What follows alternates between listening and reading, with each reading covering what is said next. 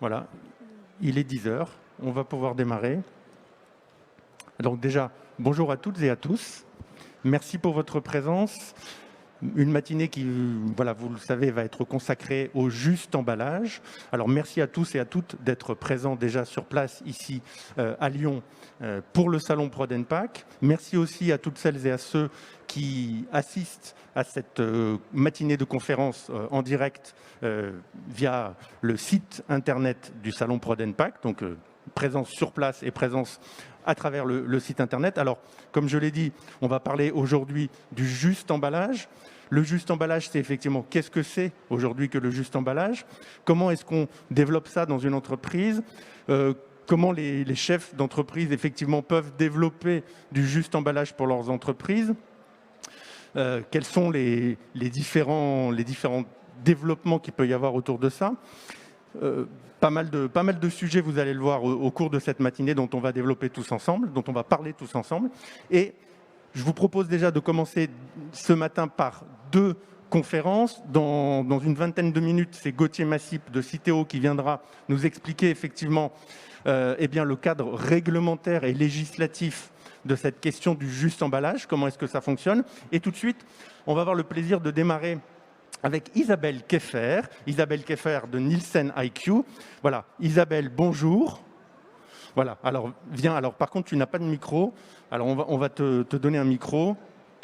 Voilà, on te prépare ça. Donc voilà, Isabelle Keffer, donc directrice Shopper et Consumer Insight Nielsen IQ. Voilà le micro qui arrive. Et tu veux aussi la petite pour faire défiler. J'aimerais mieux. Allô, allô. Voilà, donc on te donne tout ce qu'il faut. Je vais démarrer quand même une petite introduction. Donc Nielsen IQ, c'est quoi? Nielsen IQ, c'est une société qui a plusieurs activités, merci, dont la principale, c'est de récupérer toutes les ventes des hypermarchés, des supermarchés, des magasins de proximité, de hard discount en France. Donc tous les jours, on récupère toutes les ventes de ces magasins.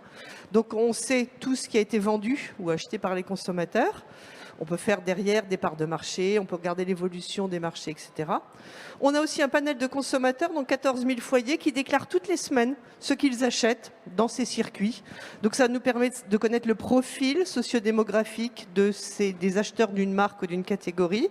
Ça nous permet de faire des tas d'études. Et puis aussi, on pose des questions à ces consommateurs pour avoir leurs attitudes par rapport à un certain nombre de sujets, dont aujourd'hui, bien évidemment, ce sera l'emballage. Alors, je vais me mettre sur le côté. Donc, ça, ce sont les attentes des consommateurs en termes d'emballage. Alors, on commence par des chiffres très basiques, mais qui montrent à quel point, quand même, tout ce qui est écologie, emballage, est à un niveau d'acceptation chez les consommateurs qui est très, très élevé. En premier, donc, 87% des Français disent pratiquer le tri sélectif. Donc les poubelles jaunes, donc on en reparlera après dans la journée. Donc bon, il y en a toujours 13% qui ne le font pas. Enfin, 87%, c'est quand même assez écrasant. Et puis le chiffre du bas est intéressant aussi. 60% des Français disent « Je préfère acheter des produits avec un emballage recyclable ou biodégradable quand ils ont le choix ». Donc dans la tête des gens, en tout cas, ce qui est recyclabilité travaille sur l'emballage et touche une grande partie des Français. Je suis prêt à changer de marque pour une marque qui aura des pratiques plus écologiques que la mienne.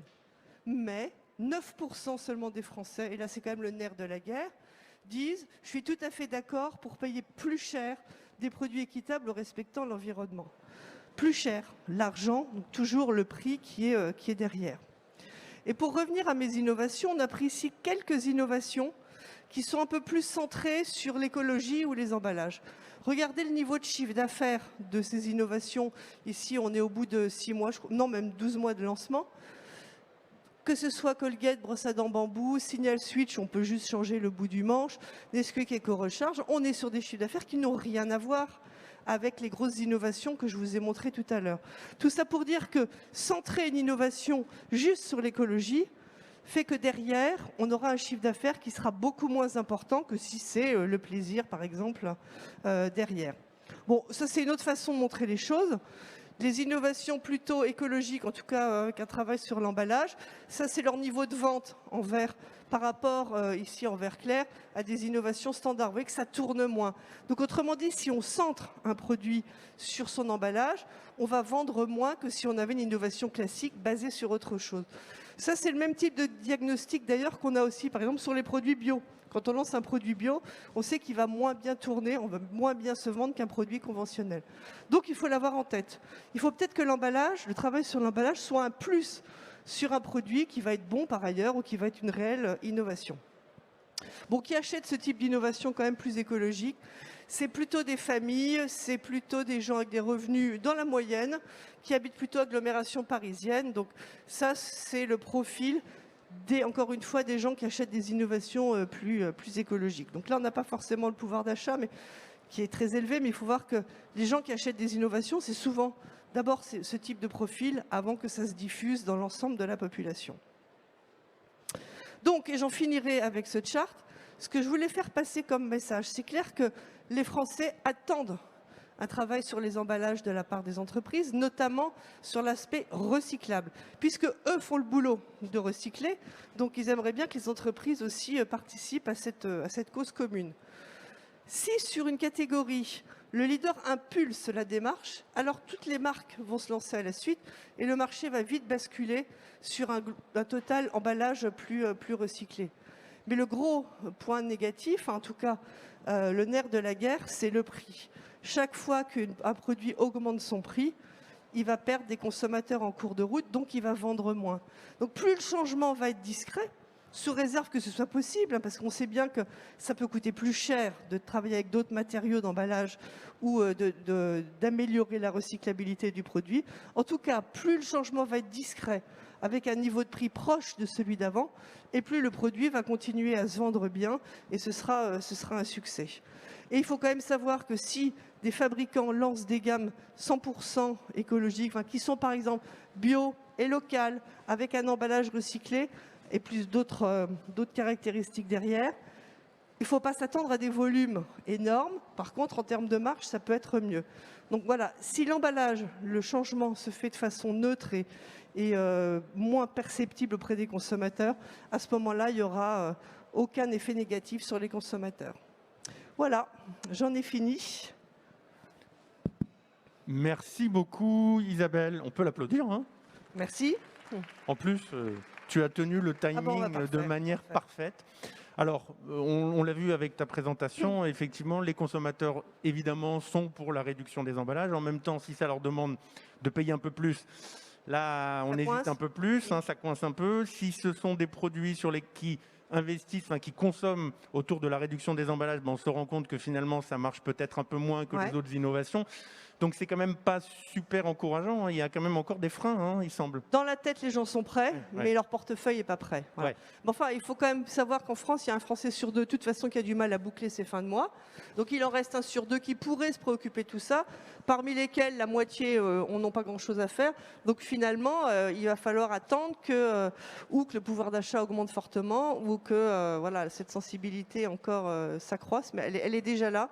Mais encore une fois, l'augmentation de prix est un frein majeur, pas que sur les emballages, sur tous les sujets. Quand on touche des produits de grande consommation, finalement, ça semble un peu logique, mais c'est flagrant.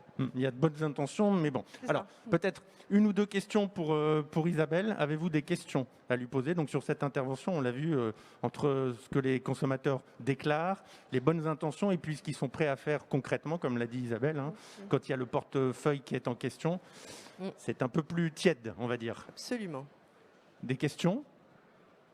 Allez-y, hein, n'hésitez pas, profitez-en. Non? Tout est clair pour vous? Parfait. Une, deux. Vendu. Peut-être non. Bon, trois. Bon, écoute, Isabelle, tout est clair. Merci, super. Merci beaucoup. Merci encore à toi. Bonne continuation. À plus tard. Oui, on peut l'applaudir à nouveau. Allez-y. Ah si, voilà, il y a une question. Alors, pardon.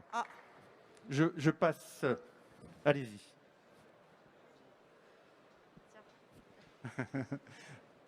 Merci de votre intervention. Parmi les mots que vous avez, les lettres que vous avez affichées, à un moment donné, vous avez écrit que les produits recyclables étaient préférables. Et soudain, vous avez mis plastique à usage unique. Oui.